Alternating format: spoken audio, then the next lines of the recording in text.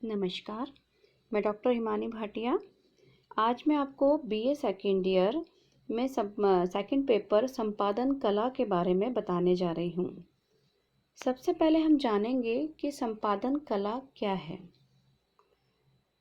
तो हम देखते हैं कि अखबार निकालने का शौक तो बहुत से लोगों को होता है, किंतु इस कार्य में वे लोग ही सफल हो पाते हैं जो संपादन कला की योग्यता रखते हैं। वस्तुतः समाचार पत्र को किस प्रकार प्रस्तुत किया जाए, यह योग्यता का घोतक होता है। इसी योग्यता की दृष्टि से संपादक को अपनी संपादन कला से परिचित कराने के लिए तथा पाठक वर्ग को प्रभावित करने के लिए जिन बातों पर ध्यान देना चाहिए, वे ही संपादन कला के तत्व होते हैं। आज हम इन्हीं संपादन कला के प्रमुख तत्वों के बारे में बात करने जा रहे हैं। संपादन कर्म एक दायित्व बोध से परिपूर्ण कर्म है। इस कला में निष्णात होने के लिए कुछ तत्वों को समझना अनिवार्य होता है। इसलिए हम इसके प्रमुख 5 तत्व हैं जिनका विवेचन हम निम्न प्रकार से करते हैं। पहला है हमारा शीर्षक का उपयुक्त चयन। हम देखते हैं कि संपादन कला में सबसे आवश्यक तत्व शीर्षक का चयन होता है। शीर्षक यदि आकर्षक होता है तो पाठक वर्ग पूरी उत्सुकता के साथ उस समाचार को पढ़ने में रुचि लेता है। शीर्षक समाचार का प्राण बिंदु होता है।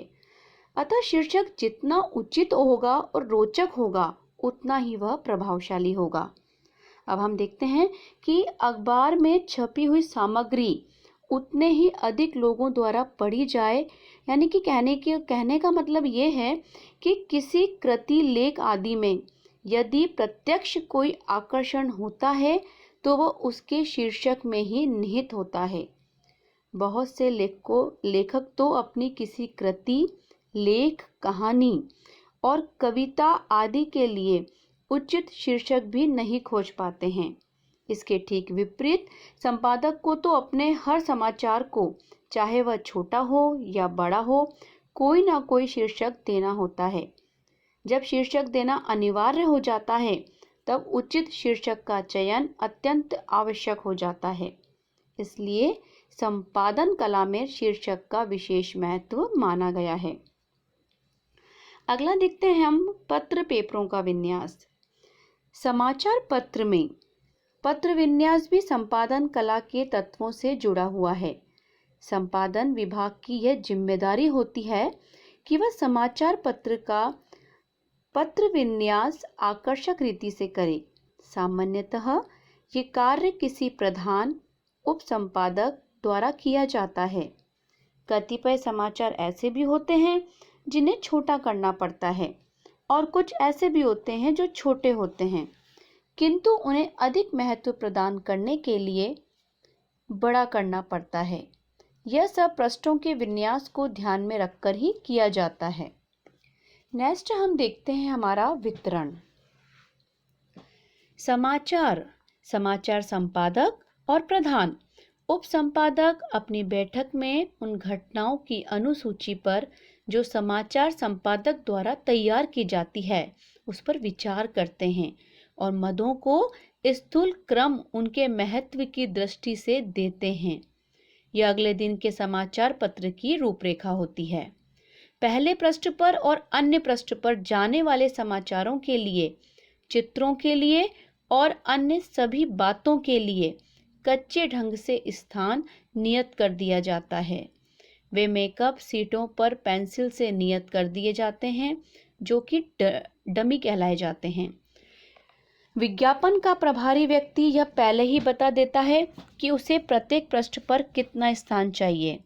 प्रधान उपसंपादक को समाचार पत्र के चित्रों के उपयोग की रूपरेखा बनाने वाला कलाकार भी कह सकते हैं। नेक्स्ट है हमारा आमुख। आमुख से तात्पर्य एक प्रकार से भूमिका से लिया जाता है। संपादन कला के लिए आमुख अति आवश्यक होता है। आजकल देखने में आ रहा है कि प्रत्येक कुशल संपादक आमुख पर विशेष ध्यान दे रहा है और उसे प्रभावी ढंग से प्रस्तुत करने में काफ़ी समय खर्च करता है। इसके लिए आवश्यक है कि समाचार का सूत्रपात रोचक और आकर्षक ढंग से किया जाए। अनुभवी पत्रकारों का यह कथन है कि आमुख में ही समाचार का सार सर्वस्व होना चाहिए, जिससे कि यदि शेष समाचार को स्थानाभाव के कारण काट भी दिया जाए तो समाचार अविकल बना रहे। जो भी हो, इतना निश्चित है कि समाचार का प्रारंभ आकर्षक, प्रभावी, पाठक को अपनी ओर खींचने वाला और कम से कम शब्दों द्वारा किया जाना चाहिए। प्रारंभ में 1-2 वाक्यों में सारे घटनाक्रम का या कहें कि समूचे समाचार का मूल तत्व पाठक के सामने आ जाना चाहिए। जो संपादक यह कर सकता है वही संपादन कला में अधिक कुशल और सक्षम माना जाता है। प्रस्तुति की प्रक्रिया, ये हमारा लास्ट है। समाचार की प्रस्तुति प्रक्रिया भी संपादन कला से जुड़ी हुई है। जब समाचार पत्र की डमी बन जाती है तब उसके बाद उप संपादक कार्य का वितरण कर देता है। उनके पास जितने भी समाचार आते हैं उन सभी का परीक्षण किया जाता है। उन्हें छापने से पहले बहुत बारीकी से देखा और समझा जाता है। कोई भी उपसंपादक यदि संपादन कला में विशिष्ट है या उसकी योग्यता रखता है तो वह किसी भी बात पर यूं ही विश्वास नहीं कर लेता। उसके पास नाम, तथ्य, तारीखें सभी कुछ सही ढंग से पहुंचना चाहिए। वह कॉपी को देखता है, उसके तथ्यों को समझता है, उसकी जांच करता है और यह भी विचार करता है कि रिपोर्टर ने पर्याप्त लीड दी है और समाचार की प्रस्तुति सही हो रही है। इस तरह संपादन कला से समाचार पत्र के पूरे स्वरूप का यथोचित विन्यास किया जाता है। हम देखते हैं कि इस विवेचन से स्पष्ट होता है कि संपादक को संपादन कला के सभी तत्वों का ध्यान रखना पड़ता है और संपादन कला के तत्वों का विन्यास वस्तुतः संपादक की योग्यता एवं कार्य क्षमता पर निर्भर रहता है। हम देखेंगे कि आदर्श संपादक जो होता है उसके गुण क्या होते हैं। हमारे आदर्श संपादक के 3 गुण होते हैं। पहला है हमारे रुचियों का ज्ञान और दूसरा है हमारा स्पष्टता और तीसरा है व्यवहारिक ज्ञान। रुचियों के ज्ञान में हम देखते हैं कि संपादकों को अपने पाठकों अथवा बौद्धिक चेतना के रसज्ञों की रुचियों का पूरा ज्ञान होता है। यही कारण है कि वे अपने लेख में इस प्रकार लिखते हैं कि वे वर्ग विशेष के जाने माने व्यक्तियों को प्रभावित कर सकें। ये व्यक्ति राजनीति, व्यवसाय और सामाजिक नीतियों के जानकार व्यक्तियों से संबंधित होते हैं। इनके अतिरिक्त कुछ कर्तव्य भी संपादक के गुण माने जाते हैं। अतः संपादक को अपने लेखन की भाषा एवं अभिव्यक्ति का दर्जा भी अपने पाठकों की रुचि के अनुकूल रखना चाहिए। स्पष्टता, अच्छे संपादक न केवल सामाजिक क्षेत्र में अपनी भूमिका निभाते हैं बल्कि अपितु जीवन से हताश निराश हुए व्यक्तियों को भी मार्गदर्शन देते हैं।